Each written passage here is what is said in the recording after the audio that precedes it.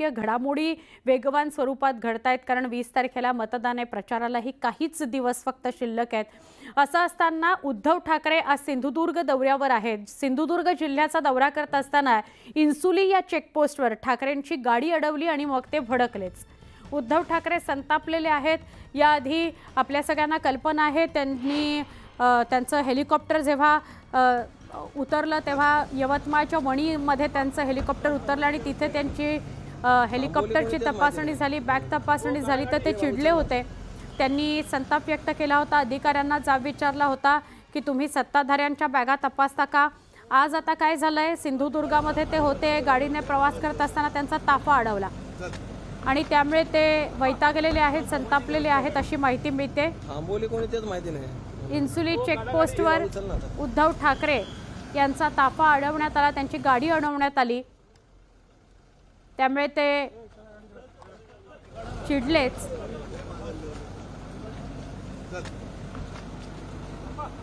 ही दृश्य आहेत सिंधुदुर्गातल्या इन्सुली चेकपोस्टवर.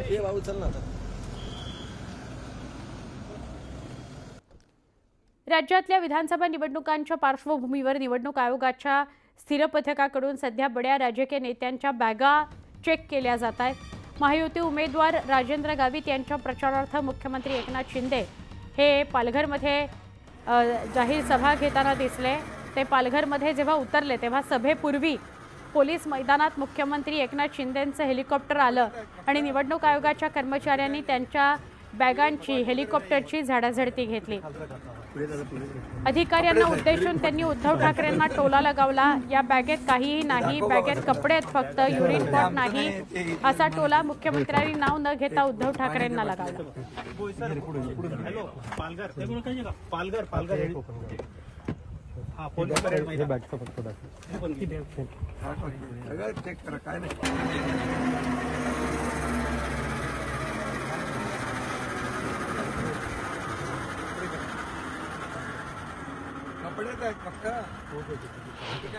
त्या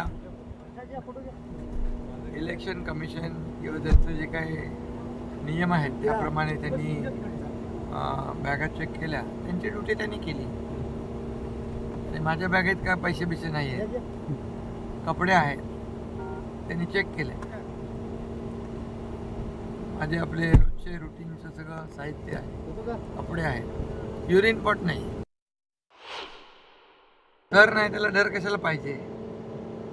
अरे त्यांचं काय चूक आहे, ते कर्मचारी, ते निवडणूक आयोगाच्या विभागाचे अधिकारी आहे, त्यांच्यावर काय राग काढायचा. आणि ते त्यांचं सगळं बेसलेस झालेलं आहे. मतदानाचा दिवस जसजसा जवळ येतोय तसतसा प्रचाराला वेग येतोय. राज्यातील प्रमुख नेते विविध जिल्ह्यात जाऊन जाहीर सभा घेत आहेत. या दरम्यान राजकीय नेत्यांसोबत असणाऱ्या बॅगची तपासणी देखील केली जाते. यवतमाळमध्ये काँग्रेस नेते नाना पटोलेंच्या हेलिकॉप्टरची तपासणी झाली, मात्र अधिकाऱ्यांना हेलिकॉप्टरमध्ये काहीही सापडलं नसल्याची माहिती त्यांनी दिली. साधी पाण्याची बॉटल सुद्धा तपास अधिकाऱ्यांना सापडली नाही असं पटोले म्हणाले.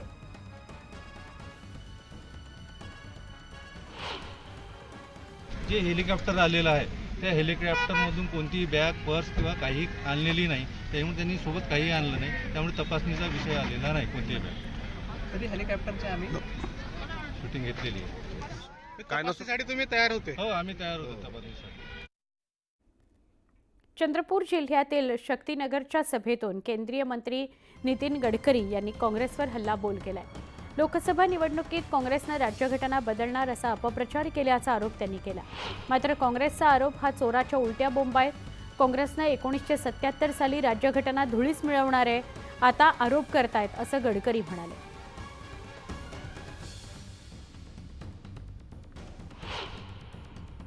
बाबासाहेबांच्या संविधानाला उद्ध्वस्त केलं, तोडमरोड केलं, त्याच्या धज्जिया उडवल्या. ती काँग्रेस पार्टीचे राजकुमार आता लाल संविधानची प्रत घेऊन गावोगावी फिरून आले. बाबासाहेबांचं संविधान तोडायचं पाप थोडासा काँग्रेस पार्टी. आणि ज्यावेळी 77 साली जनता पार्टीचं राज्य आलं तेव्हा आम्ही पुन्हा एकदा ते सगळी कलम रद्द करून संविधान पुन्हा चांगलं करण्याचं काम जनता पार्टीच्या काळात केलं. आपल्याकडे मराठीमध्ये म्हणा ना की चोराच्या उलट्या बोंबा. उद्या छत्रपती संभाजीनगरमध्ये राजकीय वातावरण तापणार आहे. पंतप्रधान नरेंद्र मोदी आणि उद्धव ठाकरेंच्या एकाच दिवशी सभा होत आहे. पंतप्रधान नरेंद्र मोदींची दुपारी 2 वाजता जालना रोडवर सभा आहे. उद्धव ठाकरेंची संध्याकाळी 6 वाजता सांस्कृतिक मंडळाच्या मैदानावर सभा आहे. पंतप्रधान मोदींच्या सभेला मुख्यमंत्री एकनाथ शिंदे, उपमुख्यमंत्री देवेंद्र फडणवीस उपस्थित असणार आहेत. या दोन्ही सभांची महायुती आणि मवियाच्या उमेदवारांकडून जोरदार तयारी सुरू आहे. तसंच मोठा पोलिसांचा बंदोबस्तही आहे.